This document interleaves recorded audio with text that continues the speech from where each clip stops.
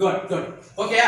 இப்போ தாத்தாக்கு நான் கொடுக்க போகிறது 201வது காப்பி. சொல்லு, எப்படி சொல்லு? இங்கிலீஷ் சொல்லு. 201st காப்பியா? சரி, தாத்தா கொடுக்கலாமா? சரி, கொடுக்குற கை தட்டலாம். ஃபேஸ்புக் நிறையா சின்ன ஒரு ஹானர். ஓகேயா? ஓகேயா?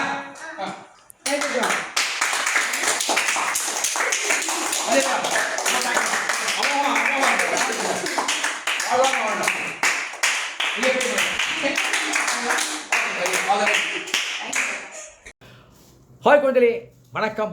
சுபிதாவின் நல்வாழ்த்துக்கள். சகவா இருக்கீங்களா? நல்லா இருக்கீங்களா? அது நல்லா ஞாபகம் வச்சுங்க. என் நன்றி கொன்றார்க்கும் உய்வுண்டாம் உய்வில்லை செய் நன்றி கொன்ற மகர்க்கே. ஒரு திருக்குறள், அருமையான திருக்குறள். இந்த உலகத்தில் தானத்தில் சிறந்தது அன்னதானம். அதே மாதிரி நல்லா பார்த்தீங்கன்னாக்க, ஒருத்தர் உதவி செய்கிறார் உங்கள் வாழ்க்கையில் அப்படின்னாக்க, அந்த உதவி முக்கியமான சமயத்தில் செஞ்சார்னாக்க அந்த நன்றியை நாம் என்றுமே மறக்கலாகாது. அப்படி மறந்தால் நாம் என்னவாக இருக்கின்றோம்? மனிதனாக இருக்கின்றோம் இல்லையா? அந்த மனிதத்தன்மையிலிருந்து விலகி மிருகமாக மாறிவிடுகிறோம் எண்ணத்தால். ஓகே, அப்படி உடம்பு அப்படியா இருக்கும், ஆனால் எண்ணம் மிருகமாக இருக்கும். அதனால தான் சொல்கிறது இந்த திருக்குறளை. இப்போ இது எதுக்காக சொன்னேன்னு கேட்குறீங்களா? அதே மாதிரி எனக்கு உதவி செய்த ஒரு நண்பர், ஆத்மார்த்த நண்பர். அந்த நண்பரை நான் என்னுடைய புஸ்தகம் 201வது புஸ்தகத்தை அவர்கிட்ட கொடுத்து ஆசி வாங்கி கொண்டேன். அந்த ஃபோட்டோ வீடியோவை அனுப்பிச்சிருக்கேன் உங்களுக்கு, அதை பாருங்கள். அவருக்கு உடம்பு கொஞ்சம் சரியில்லாதவர்.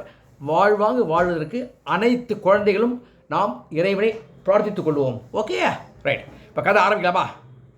அவர் பேரை வச்சு நான் கதையை ஆரம்பிக்கிறேன். அது ராஜாதிராஜ ராஜகம்பீர ராஜோக திலக ராஜமார்த்தாண்ட மாமன்னர் ராஜேந்திர பராக் பராக் பராக்.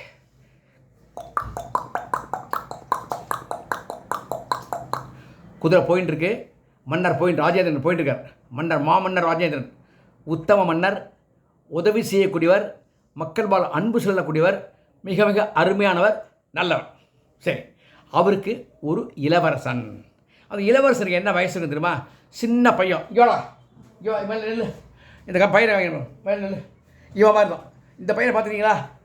இந்த இளவரசன், அவன் பேர் அந்த இளவரசன் பேர் தேஜஸ். ஓகே, இந்த ராஜேந்திரன் பையன் சொன்னேன் இல்லையா, மகாராஜா மாமன்னர் ராஜேந்திரன் சொன்னேன் இல்லையா, அவர் பையனுக்கு பேர் தேஜஸ். இந்த சைஸ் தான் இருப்பான், இந்த வயசு தான் அவனுக்கும். இப்போ எங்கே கதை போகிறதுன்னு கேட்குறீங்க இல்லையா? நல்லா சொல்கிறேன் கேட்டுங்க. அந்த ஊரில் குலதெய்வம் விநாயகர். கணபதி அப்படின்னு பேரை வைக்காமல் யாருமே இருக்க மாட்டாங்க. கணபதியே நமக அப்படின்னு தான் ஒவ்வொரு வீட்லேயும் போட்டிருப்பாங்க. அதுக்கு என்ன அர்த்தமோ சம்ஸ்கிருதம் தமிழில் கணபதி வாழ்கன்னு சொல்லுங்கள், கணபதியை போற்றுவோம்னு சொல்லுங்கள், கணபதி அருளே வேண்டுவோம்னு சொல்லுங்கள், ஏதோ சொல்லுங்க. எதுக்கு சொல்கிறேன்னா, அந்த மன்னர் எங்கே போயிருக்கான்னா பிள்ளையார் கோயிலுக்கு சென்று கொண்டிருக்கின்றான். அன்றைக்கு வெள்ளிக்கிழமை அவன் தான் விநாயகருக்கு பக்கத்தில் இருந்து அபிஷேக ஆராதனை முடித்து எல்லாருக்கும் மக்களுக்கெல்லாம் பிரசாதங்கள்லாம் விநியோகம் செஞ்சதுக்கப்புறம் அவன் பிரசாதத்தை உண்டு விட்டு அரண்மனைக்கு இளவரசருடன் திரும்புவான். இது மாதம் வெள்ளிக்கிழமை ஒரு வெள்ளிக்கிழமை செய்வான். அப்போ இளவரசன் ரொம்ப சூட்டிக, தேஜஸ் படிச்சூட்டிக, வெரி பிரில்லியண்ட்டு. அவனை மாதிரி மூளை யாரும் கிடையாது. அவன் என்ன பண்ணுறான், அப்பா எனக்கு ஒரு குதிரை வேணுப்பா அப்படிங்கிறான். மன்னருக்கு புரியல, இந்த வயசில் இவனுக்கு குதிரையை வச்சு இவன் என்ன செய்ய போகிறான்? நமக்கே குதிரை ஓட்டுறது கஷ்டமாக இருக்கே, இவன் இந்த பையன் குதிரை எப்படி ஓட்டுவான் அப்படி யோசிக்கிறாப்புல. இல்லைப்பா, எனக்கு குதிரை பொம்மை வேணும்ப்பா. என்னடா அது, பையன் பெரிய பையனாக இருக்கான், பொம்மை கேட்குறானே, இவ்வளோ பெரிய பையனுக்கு பொம்மை இதுக்கு யோசிக்கிறார். பொம்மை என்ன சின்னதாக இருக்குது பார்த்தீங்களா, இதான் பொம்மை, இதை வாங்கி கொடுத்துலாம். இதை வாங்கி கொடுத்தாக்க இது வேண்டாப்பா, குதிரை வேணும், குதிரை அப்படிங்கிறான். சரி, நான் வாங்கி தரேன்டாங்கிறார். இப்போ கேட்ட குழந்தையில் முக்கியமான விஷயம் சொல்கிறேன். அந்த ஊரில் ஒரு மாணிக்கம் அப்படின்னு ஒரு மண்பாண்டங்கள் செய்யக்கூடிய ஒரு தொழிலாளி இருந்தாப்புல. அவனை மாதிரி சிறந்த மண்பாண்டம் செய்யக்கூடிய தொழிலாளி யாருமே கிடையாது அந்த ஊரில். அந்த மாணிக்கம் இருக்கானே, அவன் ஒரே வியாபாரி. மண்பாண்டங்களில் என்ன மாதிரி டிசைனாக சின்ன சட்டி, பெரிய சட்டி, பெருஞ்சட்டி, பெரிய பெரிய சட்டி, பானை, சொம்பு, அப்புறம் இந்த மாதிரி பொம்மைகள், இந்த மாதிரி பலவிதமான பொம்மைகள் பல உருவத்தில் எல்லாம் செய்ய கொடுத்துல ரொம்ப ரொம்ப திறமைசாலி. என்னென்னா அதனால் வியாபாரம் எங்கேயோ எகிரிடுது. எகிரி போனாக்க எப்பொழுது ஒருவனுக்கு அதிக பணம் கையில் சேர சேர சேர இந்த இடத்துல திமிரு ஜாஸ்தியாக போகும். அவன் என்ன பண்ணுவான், நம்மளோட வியாபாரத்தை தட்டிக்கிறதுக்கு வேறு ஆள் கிடையாது. இந்த ஊரில் மண்பாண்டங்கள், இந்த நாட்டிலேயே மண்பாண்டங்களில் மாணிக்கம், ஏய் சட்டி வாங்கிடா மாணிக்கம், சொம்பு வாங்கிடா மாணிக்கம், ஏய் குடிக்கிறதுக்கு பாத்திரம் பானை வாங்கிடா மாணிக்கம், பொம்மை வாங்கிடா குழந்தைக்கு மாணிக்கம், எல்லாமே மாணிக்கம் மாணிக்கம் மாணிக்கம். ஒவ்வொரு பொருளுக்கும் அவன் வைக்கக்கூடிய விலை ஒரு பொற்காசு. ஒரு பொற்காசுனா என்ன விலை தெரியுமா உங்களுக்கு? அது காசு கூட போகாது. ஆனால் இவன் விற்கிறது ஒரு பொற்காசு. இத்தினோண்டு தான் அது விலையே, இவன் இவ்வளோ விற்பான். பேராசை பேராசை டுடன் டுடன் டுடன் டுடன். அந்த பேராசை தான் என்ன பண்ணுவோம் மனுஷனுக்கு எங்கேயோ கொண்டு போடும். அப்போ என்ன பண்ணான், அரண்மனையை போல் ஒரு மாளிகையை கட்டினான். எப்படி மன்னருக்கு ஈக்குவலாக அரண்மனையை போல் மாளிகை கட்டான். அந்த அளவுக்கு காசு கொட்டுறது பொற்காசுகள். ஏன்னா அந்த நாட்டில் அந்த காலத்தில் எல்லாருமே சமைக்கிறது சாப்பிட்றது எல்லாத்துலேயுமே சட்டியில் தான் மண்பாண்டங்கள்லாம் சமைப்பாங்க. இப்போ மாதிரி எவர் சொல்லலாம் கிடையாது, எல்லாம் மண்பாண்டங்கள் தான். தினமும் ஒரு மண்பாண்டத்தை ஒரு கழை உடைக்கும். அப்போ ஒவ்வொரு வீட்லேயும் தினமும் ஒரு மண்பாண்டம் வாங்கி தான் ஆகணும். அப்போ 1,00,000 பேர் இருந்தாலும் 1,00,000 மண்பாண்டம் வாங்கி ஆகணும். அப்போ எவ்வளோ அவனுக்கு சேல் ஆகும்? அத்தனை பேரையும் வேலைக்கு வச்சு தான் ஆகும். சரி, இப்போ என்ன விசேஷம்? இங்கே தான் சார் இறைவன் அருள் வருகிறது. அதே பக்கத்து கிராமத்தில் மருதுன்னு ஒருத்தன் தான், ரொம்ப இறை நம்பிக்கை உள்ளவன். விநாயகரை ரொம்ப ஆத்மாத்மா மனசில் வச்சு துதிக்கிறவன். அவனுக்கு என்னாச்சு, தாய் இல்லை தந்தை இல்லை, அவன் அனாதை. ஆனால் அவன் என்ன சொல்லுவான், நான் அனாதை இல்லை, என்கிட்ட ஆண்டவன் இருக்கார் அப்படி தான் சொல்லுவான். என்கிட்ட விநாயகர் இருக்கார், நம்ம நாட்டு குலதெய்வம் இருக்கார் விநாயகர், அவர் இருக்கார் அவன் சொல்லிட்டு இருப்பான். அப்போ அந்த ஊரில் என்ன பண்ணுறாங்க, தம்பி இந்த ஊரில் ஒன்றும் பிழைக்கிறதுக்கு வழி இல்லை, உனக்கு ஒரு கல்யாணத்தை கட்டி வைக்கிறோம், நீ பிழைச்சிக்கிறதுக்கு நாட்டுக்கு போய் நகரத்துக்கு போடா, அங்கே தலைநகரத்துக்கு போ, அங்கே உனக்கு ஏதாவது தொழில் கிடைக்க பாடுறா அப்படி. சரிங்க அப்படி அவன் கல்யாணம் பண்ணிடுறாங்க. ஒரு குழந்தையும் ஒரு 1.5 வயசு குழந்தையும் பிறந்துடும். 1.5 வயசு குழந்தை பிறந்து 1.5 வயசு ஆகிடுறது. அது வரலையும் அங்கே வச்சுக்கிறாங்க. அப்புறம் அவனை அனுப்பிச்சி விட்றாங்க. ஏன்னா அந்த கிராமத்தில் வழி கிடையாது. தினமும் அவனுக்கு சாப்பாடு போட்டு பால் குழந்தை கொடுத்து எல்லாம் பண்ணுறது வசதி கிடையாது. அவனுக்கு வேறு வேலையும் தெரியாது. அப்போ என்ன பண்ணுறான், நேர அந்த ஊருக்கு போகிறோம். எங்கே, அந்த நாட்டுடைய மாணிக்கான்னு வச்சுக்கலாம், அந்த மாணிக்க நாட்டுடைய தலைநகரத்துக்கு போகிறோம். தலைநகரத்துக்கு போட்டு அந்த ராஜேந்திர மன்னன் இருக்கார், மாமன்னர் இருக்கார் இல்லையா, அவர் மக்கள் அந்த இடத்துல எல்லாருமே நல்லவர்கள். மன்னர் எப்படியோ மக்கள் அப்படி. ராஜேந்திர மாமன்னர் ரொம்ப ரொம்ப நல்லவர், தாராள குணம் படைத்தவர், ரொம்ப நற்சிந்தனையாளர், நல்லவர். அப்போ மக்களும் நல்லவர்களாக இருப்பாங்க. இவன் குடும்பத்தோட குழந்தையும் மனைவி ஆக்ஷனை பார்த்து ஒரு பெரியவர் சொல்கிறார், என்னப்பா அப்படிங்கிறார், கிராமத்துலேருந்து வரேங்க, தாய் இல்லை தந்தை இல்லை, இறைவனை நம்பி தான் வந்துட்டுருக்கேன் அப்படின்ட்டு. ரொம்ப நல்லது, இந்த பிள்ளையார் இருக்கார் பார், அவரை போய் பாரு, அவர் வினை தீர்க்கும் விநாயகர், வினை தீர்க்கும் விநாயகர், உன் நல்ல வினையை கொடுப்பவனுக்கு கெட்டவர் என்ன அழிச்சுடுவார், நல்லது நடக்கும், போய்ட்டு வா அப்படிங்கிறப்பல பிள்ளையாரை பார்க்கலாம். பார்க்கறதே தான் அவருக்கு ஒரு ஐடியா தோன்றுறது. ஐடியா தோன்ற சமயத்தில் கோயில் பண்ணி டாய் அவன் அடிக்கிறது. பின்னாடி பார்க்கலாம், யாரும் அடிக்கலாம் பார்க்குறாங்க, ஒரு அணில் மேலேருந்து குதிக்கிறது, அந்த கயத்தில் பட்டு டாயின்னு மணி அடிக்கிறது. அப்போ அவனுக்கு இறைவன் நமக்கு ஒரு ஏதோ வேலை கொடுத்துறாரு, ஏதோ செய்ய சொல்கிறார். அவன் யோசிக்கிறான். அப்போ தான் நிறைய அந்த ஆற்று குளத்து பக்கத்தில் நிறையா மண் சேர்ந்துருக்கு. பார்க்குறான், இந்த மண்ணை வச்சு நாம் ஏன் ஒரு வியாபாரம் பண்ணக்கூடாது அப்படி நினைக்கிறான். அந்த மண்ணை எடுத்துகிட்டு புள்ளாட்டு வைக்கிறான். அமுக்கி அமுக்கி அமுக்கி அமுக்கி அமுக்கி அமுக்கி அமுக்கி ஒரு அழகான புள்ளியார் உருவம் பண்ணுறான். புள்ளியார் உருவம் வந்து விடுகிறது. அது மாதிரி வருமா? வரும். எப்போ வரும்? இறை அருள் உனக்கு கிட்டினால் வரும். காளிதாசருக்கு நாக்கில் பேச வந்ததா? ஒன்றுமே தெரியாது, ஒன்றுமே எழுத தெரியாது, ஒன்றும் தெரியாது அவருக்கு. ஆனால் அந்த காளிதாசனையும் சாகுந்தரம் எழுத வச்சாலா காளியே, ஞாபகம் அவங்களுக்கு. அதே மாதிரி முருகன் ஓம்னு எழுத முத்தை திருபத்தி அப்படின்னு பாட்டு பார்த்தீங்களா, அது முருகன் வேளாண் எழுதுது, அருளாக இருக்குது. அதே மாதிரி இறைவன் அருள் செய்தால் சரஸ்வதி கடாட்சம் உனக்கு கிடைக்கும். கைவேலை செய்யறதுக்கான திறமையும் ஆண்டவன் அருள்வான். அப்போ தான் மனைவி சொல்கிறான், ஏங்க நீங்கள் மண்பாண்டம் செஞ்சாங்க என்ன அப்படின்னா, நல்ல ஐடியா அப்படிங்கிறத இவனே என்ன பண்ணுறான், மணி அடிக்கிறான். கும்பிட்றாங்க. குழந்தை கும்பிட்றது, மனைவி கும்பிட்றாப்புல. நேராக பக்கத்தில் இப்போ ஒரு குடிசை வீட்டுக்கு வாடகைக்கு இருக்கான். அவங்க சொல்கிறாங்க, தம்பி வேணாம் கொடுக்க தம்பி வாடகை அப்படின்னா. கொடுக்குறேம்மா, என்ன தொழில் இனிமேல் தான் செய்ய போகிறேன். சரி இருந்துக்கோ, நல்ல நாடு நல்ல மன்னன், அதனால் இருக்க சொல்கிறாங்க. அப்போ பொம்மை செய்கிறதோ மண்பாண்டம் செய்கிறதோ அவ்வளவு எளிது அல்ல. மண் பார்த்து எடுக்கணும். ஒரு பிசிறு ஒரு முத்துட ஒரு சின்ன பொட்டுட வித்தியாசம் இருக்கக்கூடாது. நல்லா போட்டு பிசையணும், மாவு மாதிரி ஆகணும். அதுக்கப்புறம் சுற்றணும், ரோலரில் போட்டு சுற்றணும். அந்த மாதிரி பண்ணால் தான் செய்ய முடியும். அப்புறம் எரிக்கணும். அதில் பல ப்ராசஸ் இருக்குது. இவன் எல்லா நுணுக்கத்தையும் தெரிஞ்சுக்கலாம். ஒருத்தர் பெரியவரை கேட்டு தெரிஞ்சுக்கலாம். அந்த பெரியவர் சொல்கிறார், இந்த ஊரில் மாணிக்கத்தை விட்டால் வேறு யாரும் பிழைக்க முடியாது. யார் மாணிக்கம்? இதே மாதிரி தொழில் செய்கிறவன் தான். நீ இப்போ தானே வந்திருக்க. அவன் பல வருஷங்களாக பண்ணிகிட்டு இருக்கான். மாளிகையை கட்டியிருக்கான். ஆனால் விலை ஜாஸ்தி. அவனை விட்டால் இந்த ஊரில் ஆளும் கிடையாது. வேறு யாரும் பண்ணவும் தெரியாது. அப்படிங்கிறத நான் பண்ணுறேங்க ஐயா. வினை தீர்க்கும் விநாயகர் என் வினையை போக்குவார், எனக்கு வியாபாரத்தை கொடுப்பாரு. நல்லதுப்பா, செய்ப்பா. ஏன்னா மன்னன் நல்லவன், மக்கள் நல்லவர்கள். சரி, அப்போ அவன் என்ன பண்ணுறான்? ஒவ்வொரு சொம்பாக செய்கிறான். சின்ன சொம்பு செய்கிறான். சின்ன சொம்பு. ஒவ்வொரு நாளைக்கும் ஒவ்வொரு பொருள் செய்கிறதுக்கு முன்னாடி ஒரு விநாயகர் என்ன பண்ணுவோம்? அரிசி மாவில், நல்லா கேட்டுங்க, அரிசி மாவில் வச்சு ஒரு சின்ன வெல்லத்தை நேவேதியம் பண்ணோம். அது அவருடைய பழக்கம் விநாயகருக்கு. புரிஞ்சவங்களுக்கு சின்ன பிடிப்பாங்க இல்லையா, செய்வாங்க. அப்போ இவன் செஞ்சுட்டே இருந்த நிறைய எறும்புகள் வரும். பக்கத்தில் மானிங்க கடை. என்னடா அது திடீர்னு ஒரே ஏகப்பட்ட எறும்பாக வந்துட்டுருக்கு. அட ஏங்க நீங்கள் கேட்குறீங்க? பக்கத்தில் ஒரு நாதாரி பையன் வந்திருக்கான். நாதாரி பையன் யாராவது? ஆமாங்க, நீங்கள் வேறு மண்பாண்டை செய்கிறேன், சொப்பு செய்கிறேன்னு இப்போ சின்ன சொம்பரம் பண்ண உட்காந்துருக்கான். சின்ன சொம்பரம் பண்ண உட்காந்துருக்கான். அவன் யாரா அவன் அப்படின்ட்டு? அவன் தாங்க புள்ளியாரை பிடிச்சி வச்சு வெள்ளத்தை நேவேதியம் பண்ணுறான். அதுக்கு எறும்பு வருது. அட பாவி, வெள்ளத்தை வச்சு நேவேதியம் பண்ணுறான் மண்பாண்டத்துக்கா? என்னடா அது புதுசாக இருக்குது, மனசில் வச்சுக்கிட்டா ரைட்டு, இதுக்கு என்ன இல்லை அப்படிங்கிறான். இல்லைங்க என்னமோ தெரியல, பக்திமான் போல இருக்குது, நமக்கு என்னடா, நான் ஒரு நாளைக்கு பார்த்துக்கிறேன்டா அப்படின்னா. அவன் என்ன பண்ணுறான்? முதல் நாளைக்கு 10 பானைகளை செய்து விடுகின்றான். மருது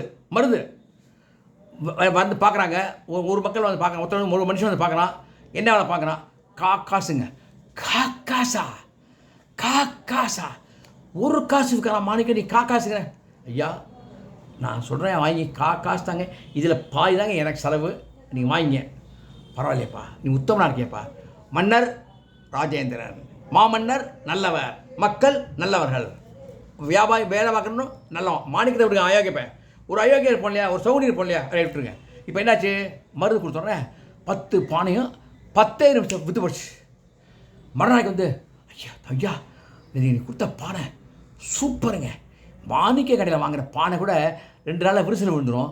நீ கொடுத்த பானை இருக்க அவ்வளோ அருமையான பானை, அவ்வளோ சூட்டுக்கும் தாங்கிறது பாது, நல்லா இருக்குப்பா. எனக்கு ஒரு 50 பானை பண்ணி தெரியா? ஆர்டர் பண்ணித்தரேங்க. ஆனால் 3 நாள் ஆகுங்க. பரவாயில்லப்பா, பண்ணி கொடு. இதே மாதிரி ஒவ்வொரு நாளும் 20, 30, 40, 50, 60, 70, 80, அப்புறம் 90, 100 அப்படின்னா 1000, 2000, 3000 பானைகள் சட்டிகள் செய்யக்கூடிய அளவுக்கு அவனுக்கு வியாபாரம் வந்து விடுகிறது. அப்போ தான் மாணிக்கத்துக்கு ஃபயர் எரியுது. கப்பு புகையிறது. ஏன்? வியாபாரத்தை ஒருத்தன் போட்டிக்கு வந்துட்டான்னா இன்னொரு வியாபாரிக்கு பொறுக்காது, புகையிறது. அப்போ என்ன பண்ணுறான்? அந்த பிள்ளையார் தூக்கி விட்டுறான். ஏன்னா எறும்பு ஒரு கழுத்து இருக்கிறது. என்ன நம்ம இந்த பையன் கழுத்து இருக்கிறாங்க, நான் என்ன பண்ணுறதுங்க? பாதி கதை இருக்கிறதே மொபைல் கொடுக்குறான், நான் என்ன பண்ணுறது? சரி, அப்போ என்னாச்சு? மாணிக்கே பார்க்கலாம். முண்டாசெலாம் கட்டிட்டு மாறு வேஷத்தை போகிறோம். அப்படி கடவை மாதிரி நுண்ணிட்டு டம் டம் டம் டம் பார்க்குறான். ஏகப்பட்ட சட்டிகள், ஏகப்பட்ட பானைகள். அப்படியே கோவத்தை என்ன பண்ணுறான்? அந்த கம்பை வச்சுட்டு தடிக்கிறது வரான் இல்லையா, கடவை மாதிரி வரான் இல்லையா, அப்படியே மேலே பானை விழுந்துடுறான். விழுந்தா ஒரு 30-40 பானை உடஞ்சி பாரு.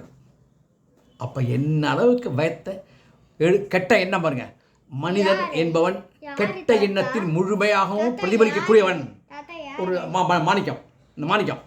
அப்போ இவனுக்கு மருந்து கற்று மாணிக்கம் தெரியாது.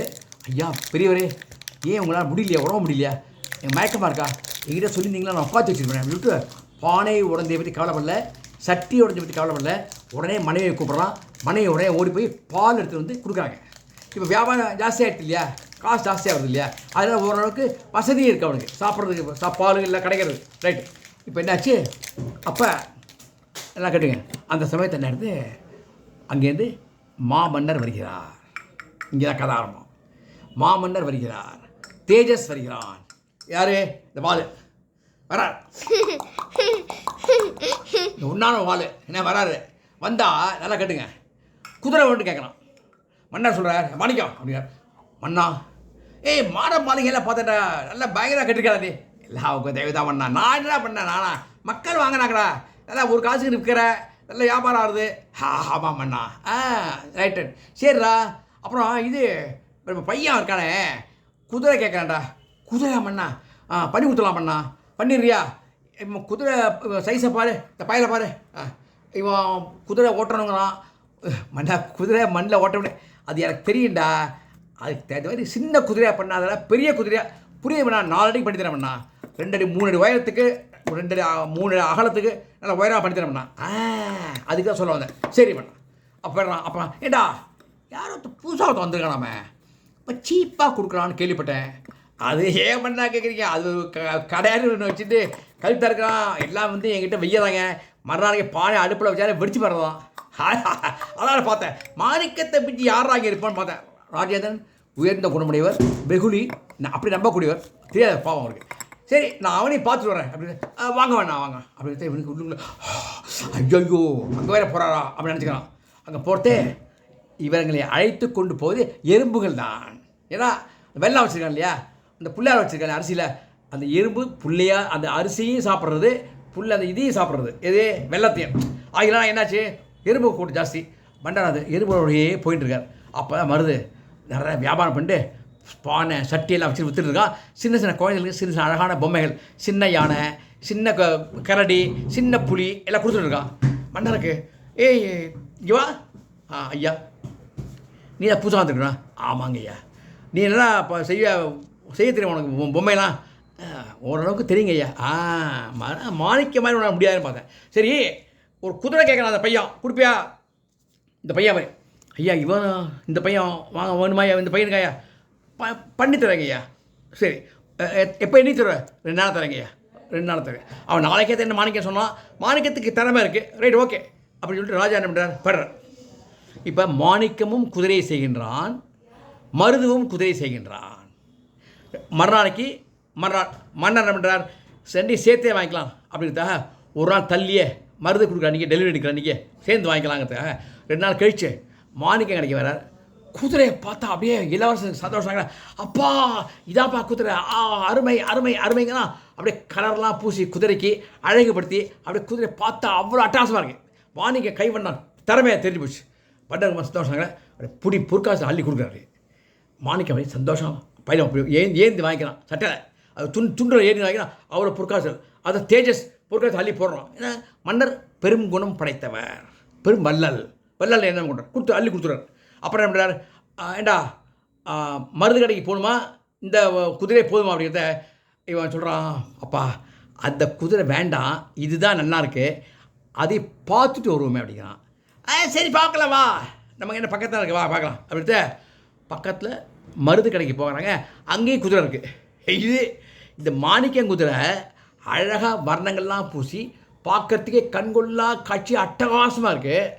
மருது பண்ண குதிரை மண்ணாங்கட்டி குதிரை, ஒரு மண்ணில் ஒரு பாயிண்ட்டு ஒரு வர்ணம் எதுவும் கிடையாது, ஒரு செம்மண்ணை பூசி வச்சுருக்கான், சுட்டு வச்சுருக்கான். என்னப்பா இது, அந்த குதிரை மாணிக்க குதிரை எவ்வளோ அழகாக இருக்குது, இது என்னப்பா குதிரை அப்படின்னு சொல்கிறத மன்னர் சொல்கிறார்.